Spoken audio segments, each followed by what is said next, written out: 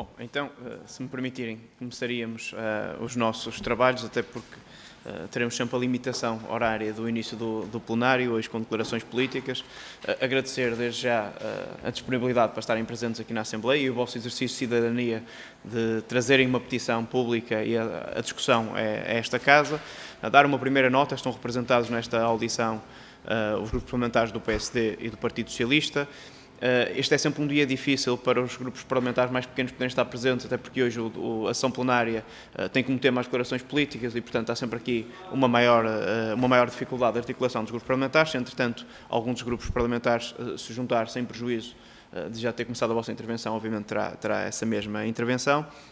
Explicar muito telegraficamente o funcionamento desta audição, desta reunião, apenas que terá obviamente flexibilidade, mas os tempos regimentais que estão assim propostos, seria uma intervenção inicial de 10 minutos, poderá ser dividida pelos diversos interlocutores, se assim o entenderem. Depois terá a palavra cada grupo parlamentar para uma intervenção de 3 minutos e depois terão, para responder à globalidade das perguntas que forem colocadas pelos grupos parlamentares, terão 10 minutos finais para esse mesmo encerramento.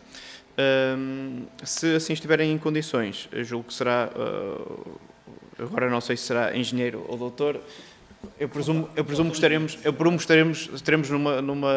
numa situação rara de só estarmos engenheiros na sala. Senhora deputada, não devia... Inicialmente estaríamos entre engenheiros, mas, enfim, se assim for seu entendimento, não sei se será o engenheiro António José Ribeiro a iniciar a palavra e, portanto, dar-lhe desde já a palavra. Ok. Muito obrigado, Sr. Engenheiro Carvalho, senhores deputados, por esta oportunidade que nos dão de alguma maneira, apresentar aqui a argumentação base para a justificação da petição que nós lançamos. Em primeiro lugar, queria referir e falar sobre o conceito de obra sem projeto elaborada por engenheiro eletrotécnico habilitado. Ora bem, há vários projetos obrigatórios a quando digamos, de uma construção, que são obrigatórios: água, saneamento, gás, estruturas, e outros num total de cerca de 12 projetos e... se perguntarmos a um cidadão comum, e o projeto de eletricidade? Esse não é necessário. Todos os outros são necessários e o projeto de eletricidade ficaria dispensado até aos 41,4 kVA. Por outro lado, o conceito de realização de uma obra sem projeto é um conceito estranho. Não há um guia pensado e, portanto, sujeito a erros. Com projeto, trabalhado por um engenheiro eletrotécnico acreditado para o fazer, a probabilidade de erro é marginal e, mesmo assim, poderá, em fase de instalação, ser detectado e corrigido a tempo. Se não houver projeto, perde-se esta prerrogativa. As questões mais importantes são estas que vou falar agora, questões de segurança de pessoas, animais e bens. E começava por uma referência que é capaz de chocar algumas pessoas, mas que é uma verdade. A eletricidade mata. Este ano já ocorreram 3 acidentes fatais divulgados, 2 adolescentes e uma criança. E então coloca-se a questão, a perigosidade está... De onde está a perigosidade? E nós afirmamos, a perigosidade não está na potência. A perigosidade da eletricidade não está na potência. E, portanto, para nós é estranho que se limite os 41,4 kVA, abaixo dos 41,4 kVA não é necessário projeto, acima já é. Isto porquê? Não é nas potências superiores a 45,4 kVA que existe o perigo de eletrocução. Em instalações elétricas simples com potência de 3,45 kVA, o grau de perigo é o mesmo que o de 41,4 kVA. Quando, por qualquer motivo, existe contacto do corpo humano com a tensão de fase existente em qualquer circuito, como, por exemplo, uma tomada elétrica, este é percorrido por uma corrente elétrica dependente da tensão e da resistência que o corpo humano oferece. Isto aprendeu-se no 5º ano. A diferença potencial é igual à resistência vezes a intensidade de corrente que atravessa o corpo humano. É esta corrente elétrica que vai provocar problemas, nomeadamente ao nível do coração, e que pode levar à morte. Atente-se no caso de uma criança que faleceu eletrocutada, infelizmente, num semáforo em Lisboa há alguns anos. O nível de potência do controlo do semáforo provavelmente não ultrapassaria o 1,38 kVA. Portanto, e no entanto, a criança infelizmente faleceu. Se o projeto elaborado por um engenheiro eletrotécnico habilitado existir, naturalmente incluirá para locais estratégicos equipamento de proteção diferencial, portanto, dispositivos diferenciais de 30 mA, que ao detectarem esse nível de corrente anormal, desligam de imediato o circuito, evitando o pior. Um terceiro ponto que nós gostaríamos de referir era a incongruência legislativa. A ser aprovada a proposta de lei 77/15, esta fica em contradição com demais legislação aplicável e é incompatível com a plataforma BIM, que irá integrar todos os projetos relativos a quaisquer imóveis. Eu não tenho grandes dúvidas que o BIM há de ser o futuro e eficaz bilhete de identidade de uma edificação. Mais uma vez afirmamos que a potência não define o risco. O risco está presente em qualquer instalação que tenha um circuito com tensão AC presente de 230 volts/400 volts, pelo que defendemos claramente a obrigatoriedade de projeto para todo o tipo de instalações. E depois há as responsabilidades. Esta petição foi tornada pública para alertar a população em geral e o legislador em particular da perigosidade que vai ser causada pela aprovação desta proposta de lei, apontando ao legislador a responsabilidade dos danos materiais e real perigo de morte. Penso que resumi aqui, digamos, os fundamentos que nos levaram a abrir esta petição, pronto, que agora está em audição pública. E agradecia, não sei se algum dos meus colegas se ainda restará algum tempo, se quer dizer mais, acrescentar mais alguma questão.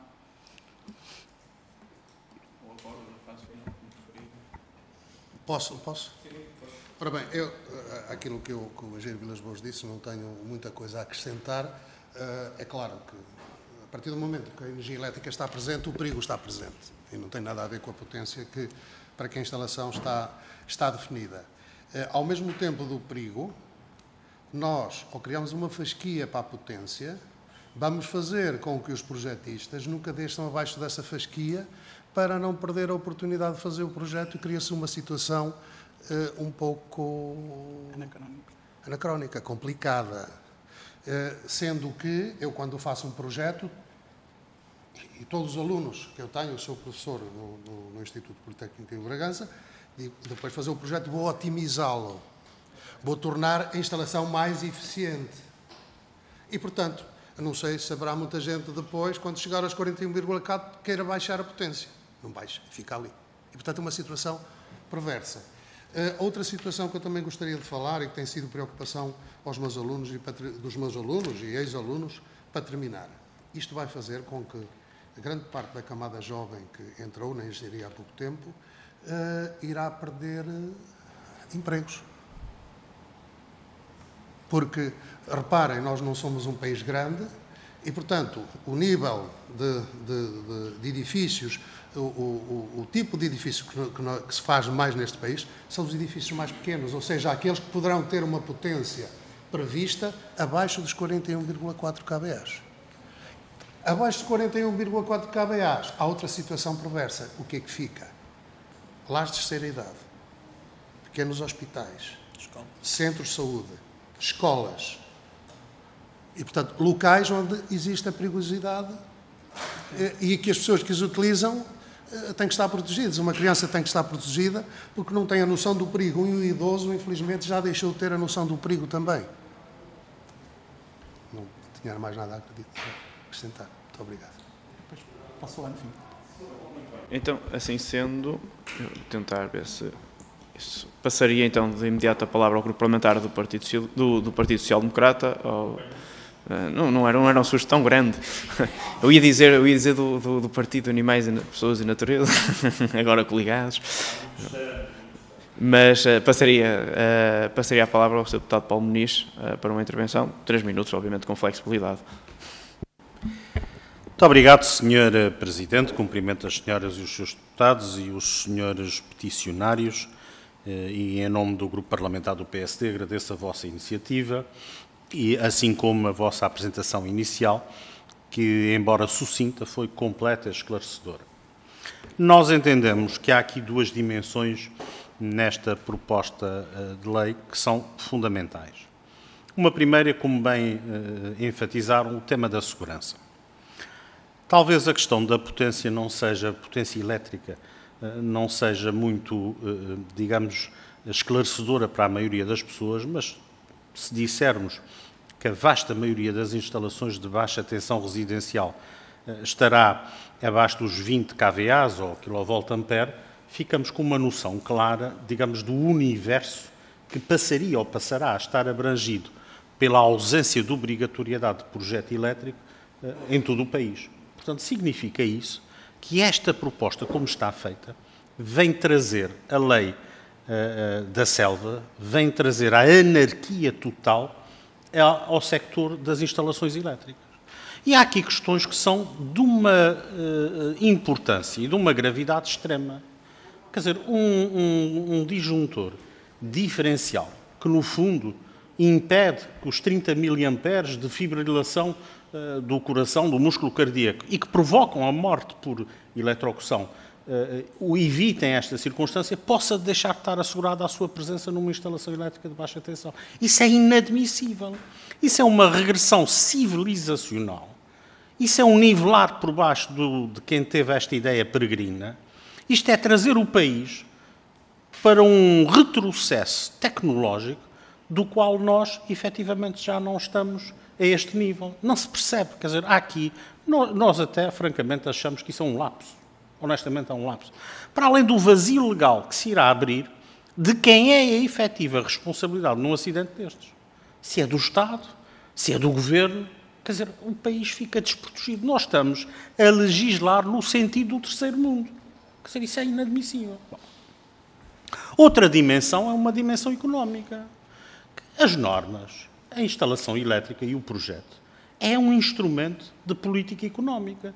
Porque eu, se tiver um auto de medição, se tiver um elencar dos materiais na tipologia, na quantidade, bem definidos à cabeça, eu posso consultar o mercado, os vários agentes económicos, naturalmente, colher o preço que for economicamente mais vantajoso e, de algum modo, estou a ser sério e a promover uma sã concorrência.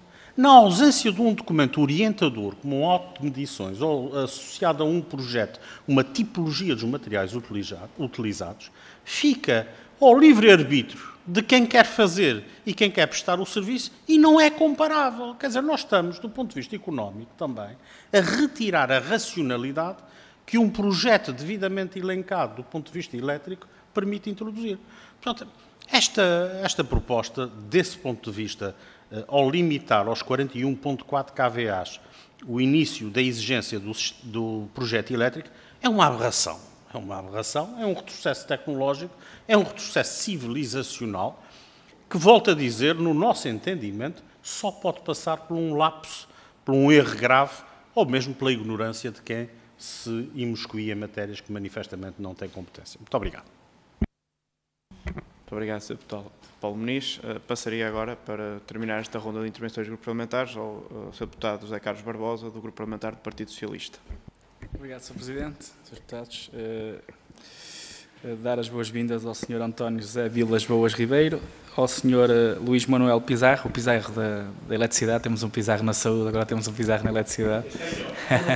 É do primo.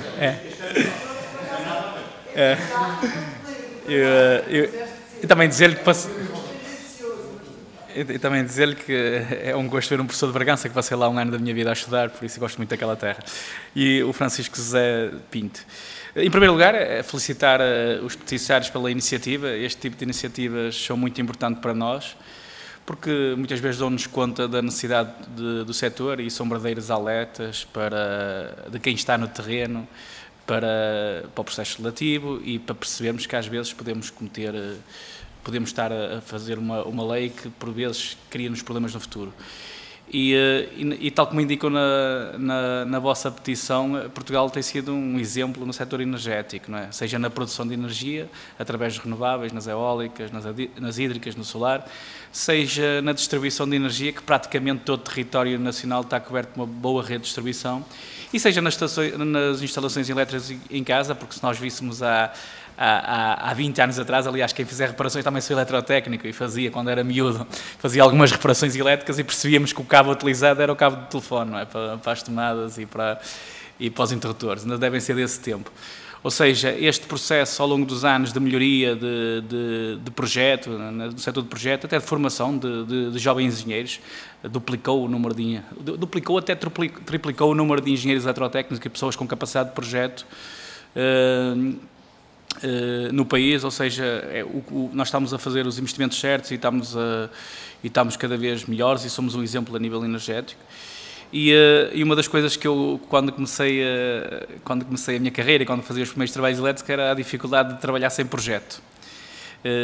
Ou seja, quando temos uma avaria, quando temos uma passagem à massa, quando temos ali alguma dificuldade, se não tivermos projetos ou se não tivermos o desenho do projeto, é uma dificuldade. Eu fazia isso nos comboios, em que um comboio tinha 800 km de cabo e era impossível, sem um esquema elétrico, resolver uma avaria.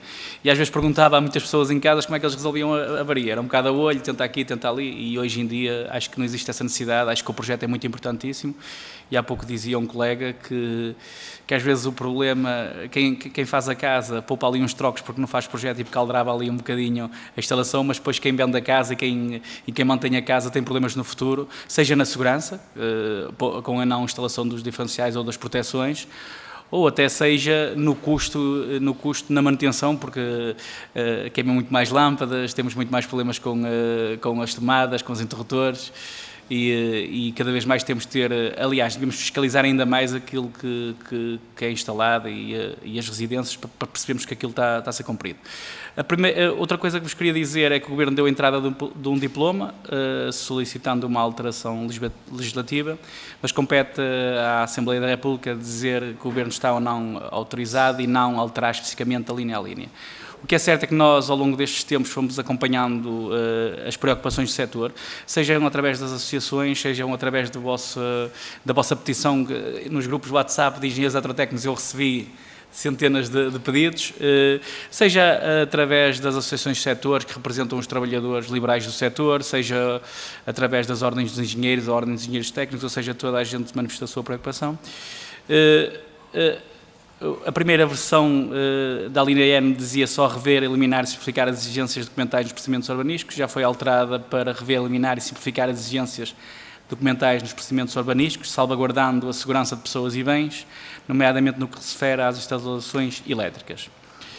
E hoje estamos em condições de dizer que estamos a trabalhar junto do Governo para manter o regime atual em vigor, que determina que a partir de 10,35 kVA é obrigatório.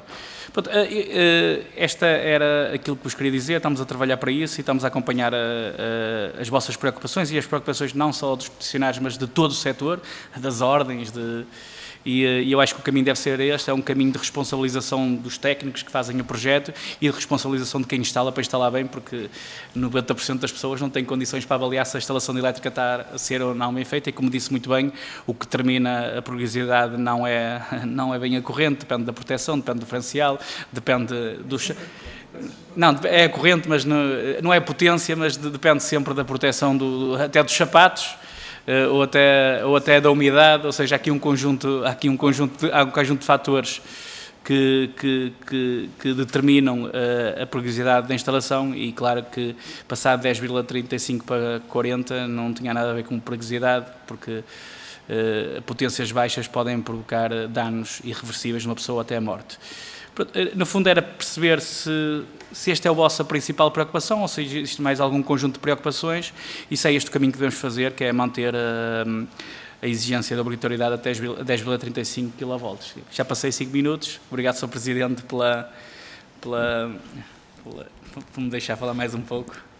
pela ampla tolerância que foi dada. Enfim, quando estão dois grupos parlamentares e nós, tendo apenas os trabalhos a iniciar às 3, temos sempre aqui mais flexibilidade para este contacto que é importante e, portanto, passaria agora a palavra, não sei se começam...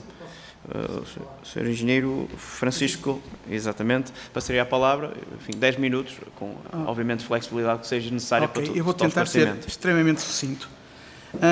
Eu queria referir que o nosso problema passa, não é por um ponto, são 3 pontos principais. É a questão da segurança, é a questão da qualidade e é a questão económica. São sempre estes 3 pontos, não é um, são 3.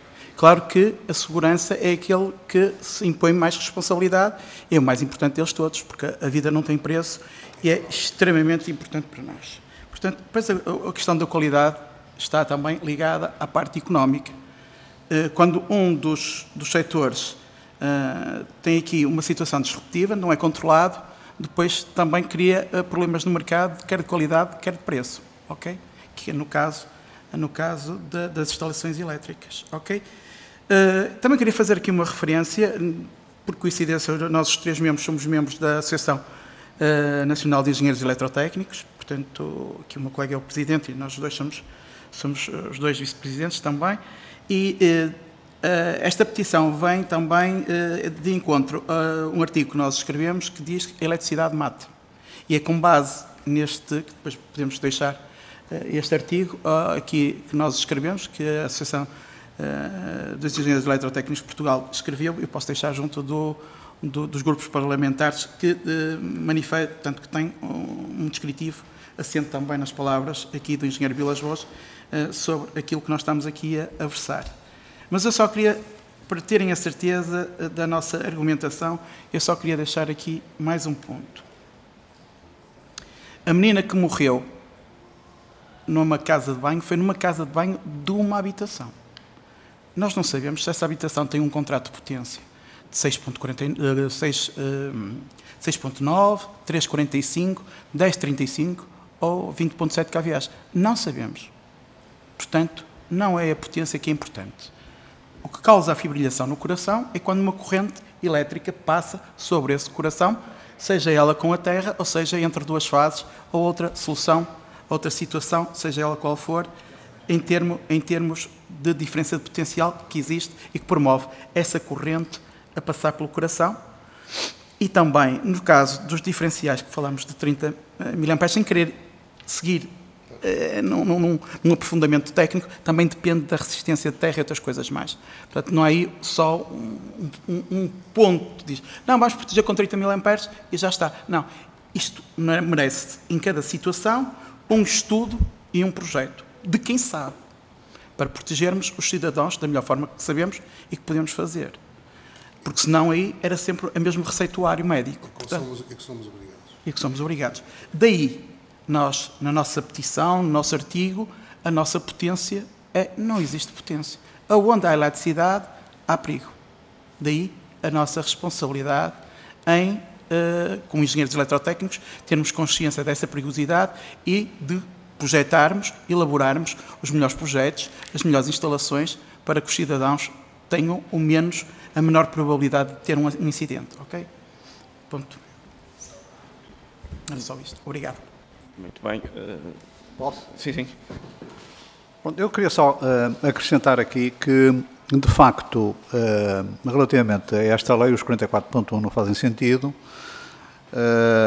mas o nosso fim é chamar a atenção que temos que caminhar não também para os 10.35, mas temos que caminhar para a obrigatoriedade de dos projetos em todas as instalações. Portanto, é algo que implica depois alteração ou noutras leis, mas, sensibilizar os seus deputados no sentido de que há aqui algo que é absolutamente importante. E relativamente à legislação toda que existe também uma preocupação nossa que é, de alguma maneira, alguma legislação que não é do legislador. Eu estou a falar de quê? Da E-Redes. A E-Redes lança um conjunto de técnico, digamos, um documento técnico em que diz que as instalações devem obedecer a determinados pontos. que não está, que eu saiba, não está sancionado por nenhum órgão e que, portanto, não é lei, mas é quase como uma lei, porque se não se fizer conforme está esse documento, a instalação não é feita. Portanto, há que a parte do setor elétrico é algo que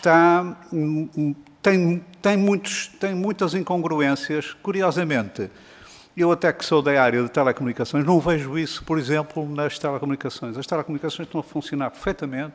Falo com eletricistas, eles o que dizem, telecomunicações, o ITED, maravilha, está tudo a funcionar, estamos todos a melhorar. A Anacom, eu no outro dia estou em contacto com eles, diziam assim, olha, o nível dos projetos estão, porque eles fazem audições, o nível dos projetos estão, a qualidade está a melhorar, está tudo a melhorar. No setor elétrico, penso que é também, este é um primeiro lançamento de um alerta de que poderíamos trabalhar no sentido de melhorar ainda mais. Muito obrigado. Muito bem.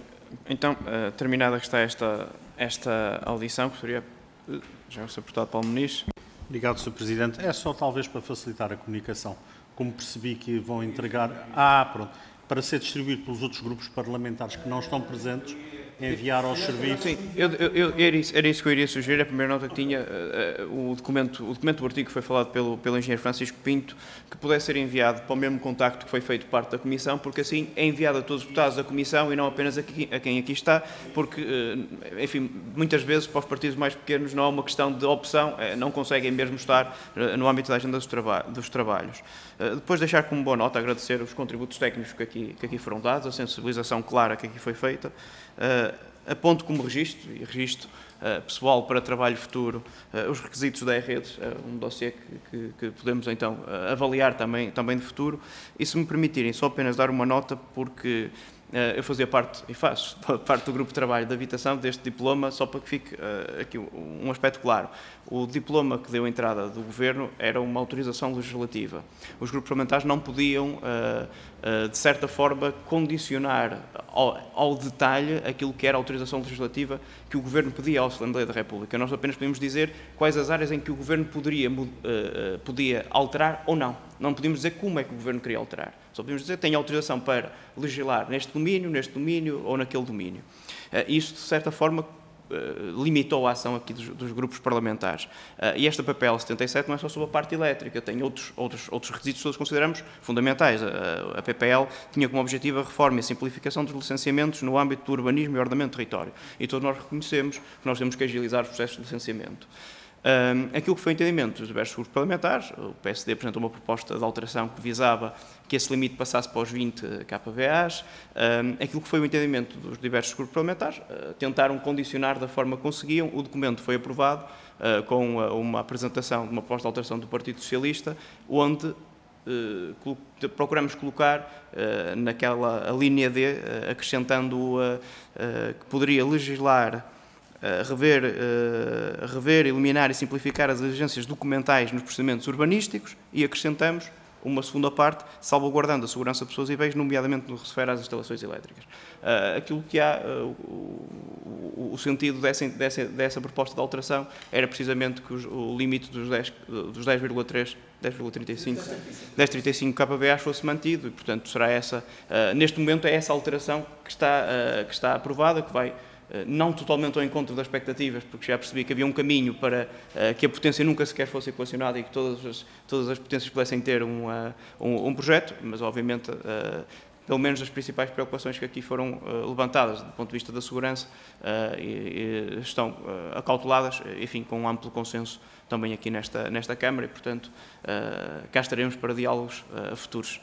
Muito obrigado a todos.